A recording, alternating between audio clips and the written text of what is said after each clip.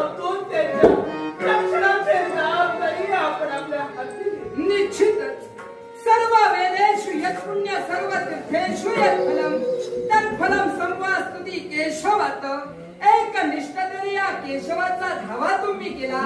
कोण असं संकटात निर्माण झालंय जेणेकरून या दयेच्या देवाचा आज तुम्ही धावा केला.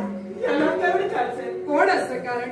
प्रत्येक स्त्रीच्या जीवनात प्रिय असण्याचं सौभाग्य. निश्चितच सौभाग्याव्यतिरिक्त त्या स्त्रीचं जीवन हे व्यर्थ असतं, त्रिवार असं अर्थशून्य असतं.